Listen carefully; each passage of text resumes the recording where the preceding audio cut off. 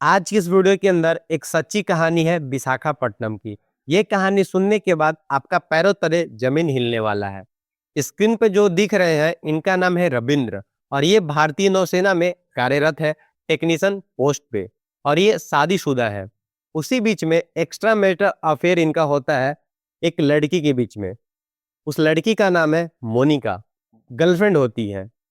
और गर्लफ्रेंड का ऐसा हाल करते हैं इसके बॉडी का, जो सुनने के बाद सबके रोंगटे खड़े हो जा रहे हैं, क्योंकि अपनी गर्लफ्रेंड का 3 टुकड़े में डिवाइड कर देते हैं, वो भी घर के मतलब कि किचन के चाकू से। ये सच्ची घटना है विशाखापट्टनम की। आइए इस कहानी को विस्तृत से जानते हैं, तो वीडियो पे लास्ट तक बने रहिएगा। अगर मेरे चैनल पे नए हैं तो मेरे चैनल को सब्सक्राइब कर दीजिएगा और वीडियो को लाइक कर दीजिएगा। तो चलिए इस कहानी को शुरू से शुरू करते हैं। ये घटना है विशाखापट्टनम की। रविंदर भारतीय नौसेना में टेक्नीशियन पोस्ट में कार्यरत थे। रविंदर 2021 में डेटिंग ऐप पर एक अपना अकाउंट बनाते हैं और अकाउंट पे लड़कियां से बात किया करते थे। उसी बीच में मोनिका इनको मिलते हैं और मोनिका से शुरू में चैटिंग होता है। उसी बीच में इनका शादी नहीं हुआ होता है और काफी समय मोनिका के साथ में बिताने लगते हैं। एक दूसरे से चैटिंग हो रहा था। कुछ दिन के बाद मतलब कि 15-20 दिन के बाद इन लोग डिसाइड करते हैं कि एक दूसरे से मिला जाए और इन लोग एक पार्क में मिलते भी हैं और दोनों एक दूसरे को काफी हद तक पसंद करते हैं। और मोनिका जो होती है ये सपना देखने लगती है रविंद्र के साथ में वाइफ वाली, क्योंकि रविंद्र इसको झूठा झांसा दिखाते हैं कि तुम ही से शादी करेंगे और मोनिका इनके झांसा में पड़ जाती है और दोनों के बीच में प्यार उमड़ जाता है। एक दूसरे से बेहद ही प्यार करने लगते हैं। लेकिन जो रविंद्र होते हैं वो प्यार नहीं करते हैं, वो सिर्फ नाटक रचते हैं मोनिका से। उनका प्यार कुछ और ही मकसद था प्यार करने का, और मोनिका इनके प्यार में पागल हो चुकी थी। और धीरे धीरे इन दोनों के बीच में बेचैनियां स्टार्ट हो जाता है। एक दूसरे से बहुत ही प्यार करने लगते हैं और रविंद्र मोनिका को होटल में भी ले जाकर मिला करता था और अक्सर दोनों के बीच में काफी ज्यादा एक प्यार वाला बात भरा होता था कि तुमसे ही शादी करेंगे। मोनिका से रविंद्र मीठा मीठा बात किया करते थे और मोनिका को भनक तक नहीं लगा कि रविंद्र मेरे जिस्म से प्यार करते हैं, ना कि मेरे से प्यार करते हैं। और एक दिन मोनिका को पता चलता है कि रविंद्र शादीशुदा है और इन दोनों का बीच 5 साल का रिलेशनशिप हो चुका था। लेकिन रविंद्र अपने शादी के बारे में मोनिका से नहीं बताते हैं कि मेरा शादी हो चुका है।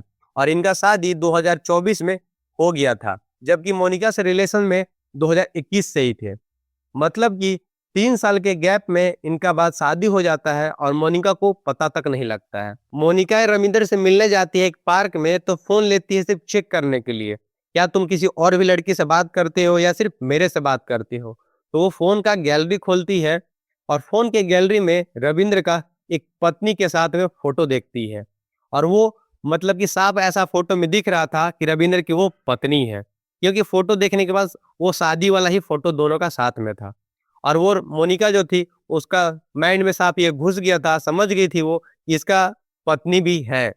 और रविंद्र बहुत उसको झूठ सच बोलता है, लेकिन मोनिका क्योंकि उसके पास प्रूफ होता है तो वो समझ जाती है कि मेरे से रविंद्र झूठ बोल रहा है और मेरे से 5 साल तक ये झूठ बोलते रह गया।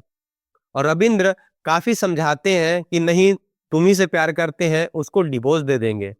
लेकिन मोनिका काफी ज्यादा परेशान हो जाती है और उस दिन लड़कर वो वहां से भाग जाती है। लेकिन मोनिका रविंद्र के बिना नहीं रह सकती थी, वो और बेचैन हो गई। और अगले दिन दोनों फिर डिसाइड करते हैं मिलने के लिए और दोनों फिर पार्क में जाकर एक दूसरे से बात करने लगते हैं। उसी बीच में मोनिका रविंद्र से कुछ पैसे की डिमांड करती है, 50,000 दो, मुझे कुछ काम है। रविंद्र उनको हंसते हंसते पैसा दे देता है और मोनिका पैसा लेकर वहां से चली जाती है। ऐसे ही समय बीतते गया और मोनिका जो थी रविंद्र से करीब 3.5 लाख रुपए ले चुकी थी और हर बार धमकी देती थी। जब से उसे पता लग गया था कि इसका एक वाइफ है, मतलब कि इसकी बीबी है, तब से मोनिका उसको ब्लैकमेल करने लगी थी कि अगर तुम पैसा नहीं दोगे तो तुम्हारी बीबी को, तुम्हारे परिवार को अपने रिलेशन के बारे में बता देंगे।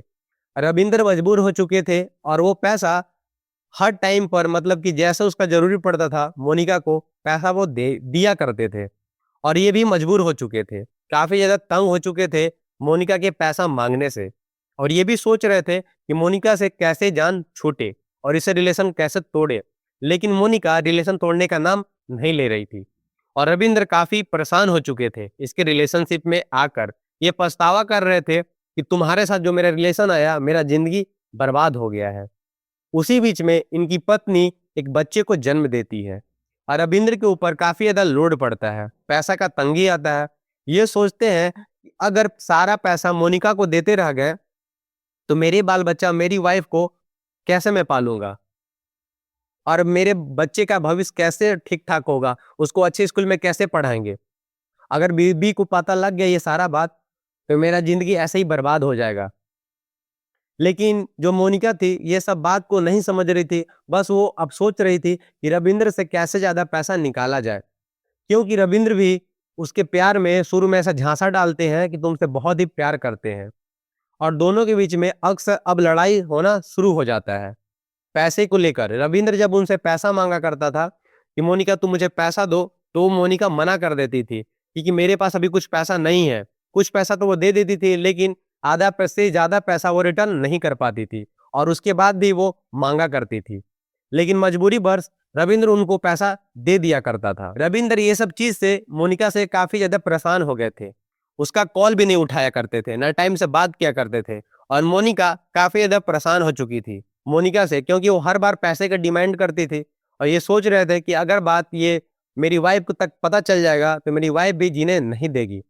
और ये सोचते थे कि दोनों को खुश कर कर रखे, लेकिन ऐसा तो कभी हो ही नहीं सकता है। अगर आप गलत करेंगे तो ये गलत का परिणाम गलत ही होगा।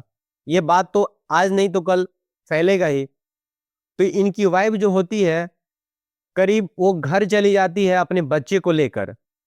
अब जब वो घर जाती है तो रविंद्र को मौका मिल जाता है मोनिका से काफी ज्यादा मिलने के लिए और बात करने के लिए, क्योंकि 102 नंबर कमरा होता है, वो फ्लैट नंबर वहां से छोड़कर उनकी वाइफ मायके चली जाती है। मोनिका को अक्सर अपने रूम में बुलाकर काफी ज्यादा मिला करते थे रविंद्र। एक दिन की बात है, मोनिका उनके कमरे में आती है और दोनों के बीच में काफी ज्यादा झगड़ा शुरू हो जाता है, जबकि वो दोनों 2 घंटे से ज्यादा अपने कमरे में वो पल बिता चुके थे। उसके बाद दोनों के बीच में झगड़ा शुरू हो जाता है। ये हम नहीं बोल रहे हैं, ये रविंद्र बताते हैं।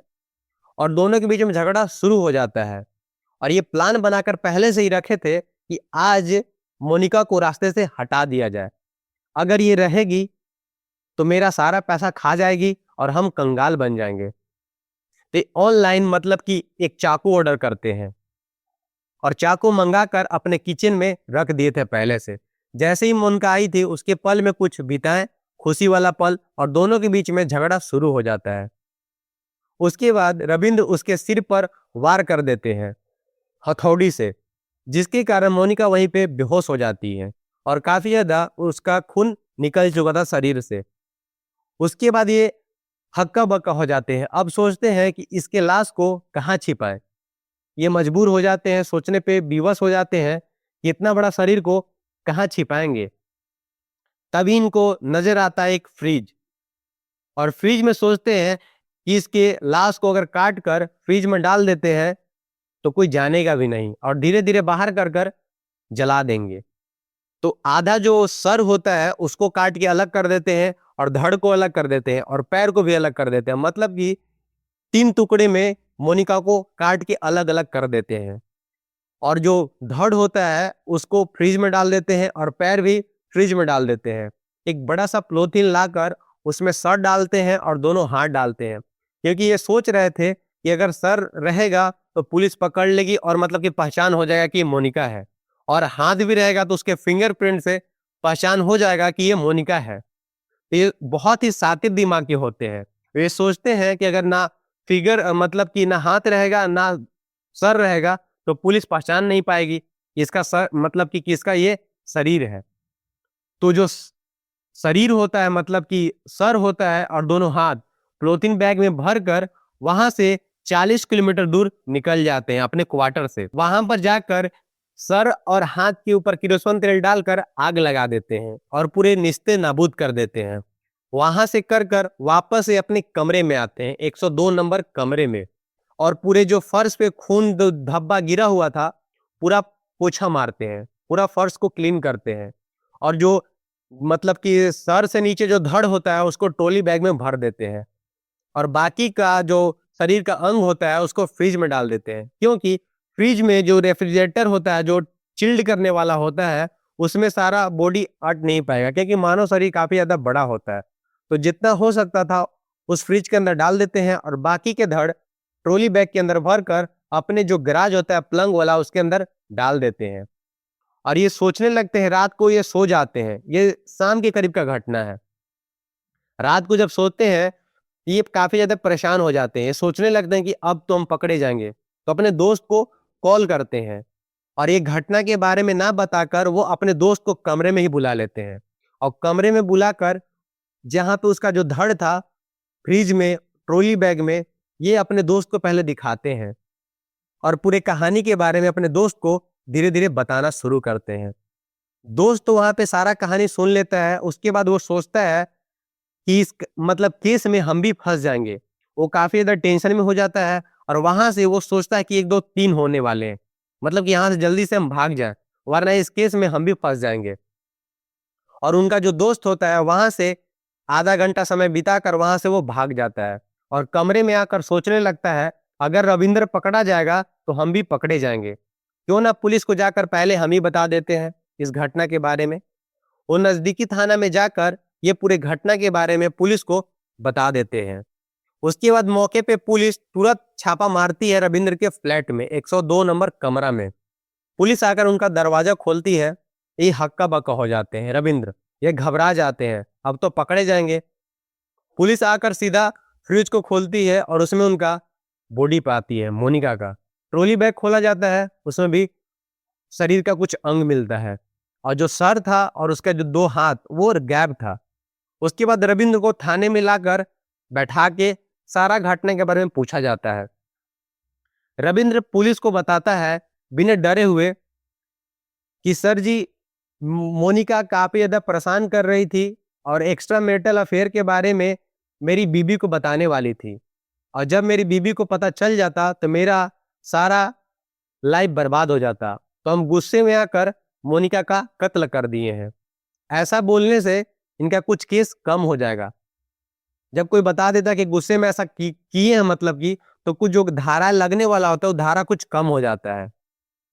पुलिस फिर पूछते कि ऐसा जो करने से पहले आप 10 बार सोचे या नहीं सोचे। अब मतलब एक फौजी जो होते हैं ऐसा करने पे मजबूर कैसे हो गए, आप सोच सकते हैं।